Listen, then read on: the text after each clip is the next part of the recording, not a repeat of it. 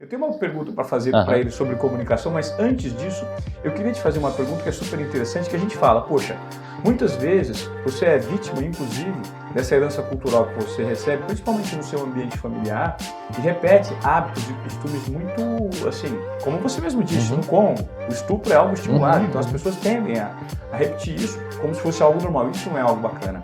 Como que o cérebro humano consegue trabalhar na transformação desses hábitos enraizados pela cultura organizacional? Quais são os mecanismos que a gente pode ter, assim, os pontos de alerta para a gente mexer em algo que possa eventualmente estar muito errado, né, e transformar esses hábitos?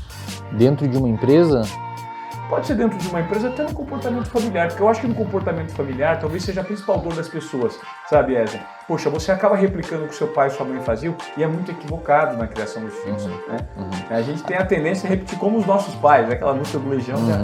Da Elis Regina, como os nossos pais, né? Ó, eu não vejo uma forma, Ivan, e às vezes essas minhas falas podem parecer, para algumas pessoas isso pode ser um pouco desagradável, mas eu preciso informá-los. Eu não posso falar só o que vocês querem ouvir, mas vocês precisam ouvir. Eu não vejo uma forma de uma pessoa alterar um comportamento sem que ela tenha acesso prévio a uma informação de que existe outros tipos de comportamento. Então o seu comportamento hoje, cara, e eu falei isso inclusive num podcast esses dias, explodiu no YouTube um corte lá que o pessoal comentou bastante. O seu comportamento hoje, ele é muito mais modulado, eu diria que até 100%, tá? Pelo ambiente que você vive do que por você mesmo. Vou dar um exemplo. Se você entra se você entra numa sala quente, digamos que você está num lugar e você entrou numa sala quente, começou a ficar muito calor nessa sala e você pediu para ligar o ar-condicionado para a temperatura ficar mais gostosa na sala. O fato de você ter verbalizado, solicitado, ter tido o comportamento de falar ali e pedir para alguém ligar o ar-condicionado, não, na minha opinião, cara, por incrível que pareça, não foi decisão sua. Um núcleo lá do seu hipotálamo, lá no centro do seu cérebro, detectou uma temperatura muito elevada, isso começou a causar desconforto, liberar dopamina na sua área tegmentar ventral, que informou os núcleos emocionais e o córtex pré-frontal, fazendo você ter como reflexo comportamental pedir para ligar o ar-condicionado. Porque em outras vezes na sua vida você ligou o ar-condicionado e aquele desconforto passou. Então foi um reforço. Quando tá calor e você liga o ar-condicionado, você é reforçado a voltar a ter esse comportamento lá na frente. Por que eu tô falando tudo isso? Porque a forma que você se comporta hoje, cara, ela é consequência do ambiente que você vive. E é a consciência do ambiente que você vive e talvez não consciência do ambiente, consequência do ambiente que você viveu. Não, também, com certeza, consequência do ambiente que você viveu. Então, mas do momento predomina sobre o que você viveu? Exemplo, a minha pergunta é baseada no seguinte sentido.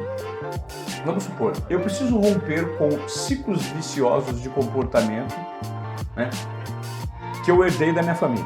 Vamos supor, o meu pai tinha um hábito de beber demais. Então eu cresci achando que beber demais era muito legal. E numa conduta repetitiva de comportamento, né, beber demais fazia parte da normalidade, era comum, era inclusive interessante, porque era um ritual, né? Era um ritual, então era muito interessante. Então beber demais, apesar de ser nocivo para o corpo, e a gente tem esse entendimento, não é legal. Mas eu mudei esse comportamento a partir do momento que eu me apropriei de informações suficientes e tive, eu acho, um nível de expansão de consciência para romper com um hábito de vício. Mas é que essas informações que você está falando, eu obtive informações suficientes para romper o vício. Essas informações que você obteve é ambiente. Você teve acesso a um ambiente verbal de alguém falando com você que modulou o seu comportamento. Se você não tem isso, cara, você não muda. Por quê? Porque o seu comportamento estava sendo reforçado pela existência daquele hábito. Você me falou isso, inclusive, assim, quando você teve essa mudança, provavelmente você estava convivendo com pessoas que não tinham esse hábito, certo? Exato. E ao fato de você estar nesse ambiente, isso reforçou o seu comportamento. Exato. Isso começou primeiro que não tinha os estímulos ali disponíveis a todo momento. Segundo, que por vezes as pessoas que você começou a conviver que não fazem consumo de álcool podem achar desagradável consumir álcool em excesso. Então, o seu comportamento, de certa forma, ele não é reforçado, você não está sendo reforçado a beber.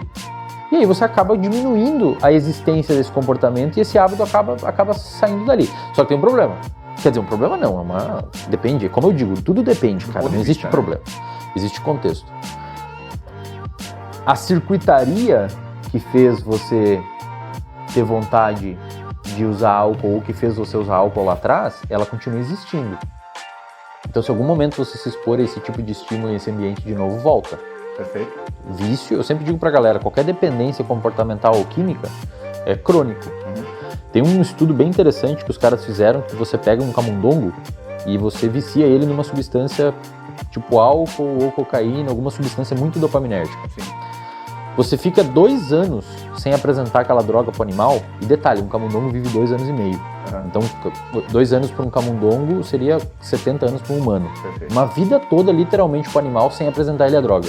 Depois você apresenta a droga, ele volta, ele quer aquilo como se não tivesse existido esses 2 anos sem a droga.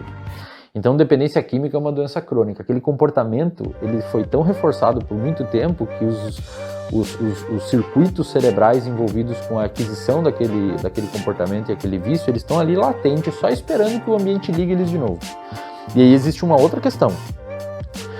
Você meio que pode reaproveitar esses circuitos de impulsividade com álcool em outros contextos. Como, por exemplo, exercício físico.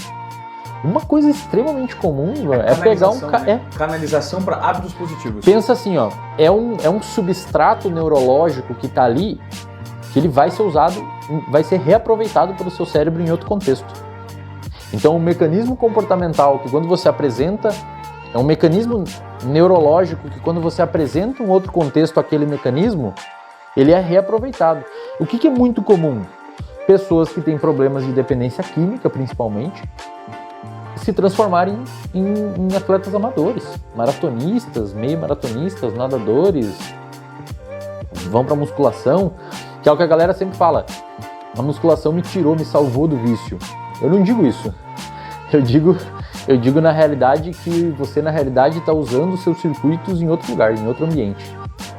Então os circuitos, um cara que eu gosto muito de citar é o David Goggins, que era um cara com sobrepeso, obesidade, sedentário, e hoje ele é o único americano que se formou nos Rangers e nos SEALs, lá nos Estados Unidos. E hoje ele é ultramaratonista, corre 100 milhas. Você me contou essa da última.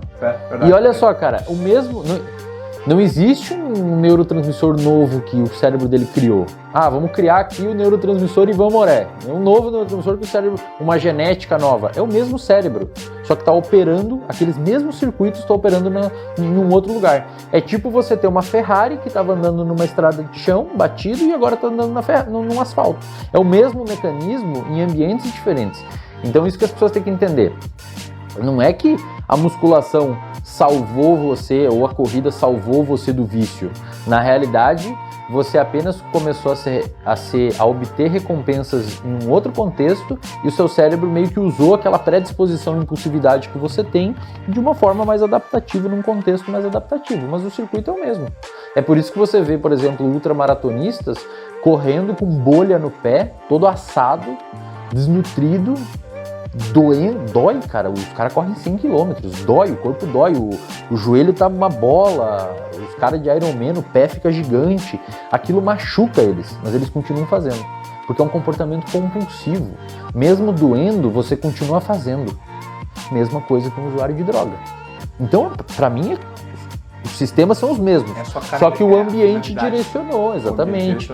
E aí, olha que interessante, existe um outro contexto que consegue salvar muitas pessoas do vício e que na realidade é como se fosse o esporte, é uma troca, é religião. Perfeito. A religião é uma reutilização daqueles sistemas pré-estabelecidos em hábitos ruins, agora em hábito bom. Você vai a um lugar, você é reforçado lá, as pessoas falam que você está muito bem, que você está bonito, você usa as mesmas roupas, faz os mesmos cumprimentos. As pessoas lá reforçam, conversam com você, escutam você. Então, no ambiente maléfico e deletério que você tinha do vício, Você falava e ninguém te ouvia, então você começou a parar de falar, porque ninguém te escuta. Então o seu comportamento não foi reforçado. Quando você vai na igreja, as pessoas te escutam, ficam olhando no seu olho, então socialmente você é aceito, isso aumenta a probabilidade de você voltar lá. Então, eu sei que é difícil para algumas pessoas ouvir isso, mas não é que a religião salvou você do vício, você apenas trocou. Você direcionou o mesmo sistema operando num ambiente distinto. E não tem problema nenhum, tá? Não estou dizendo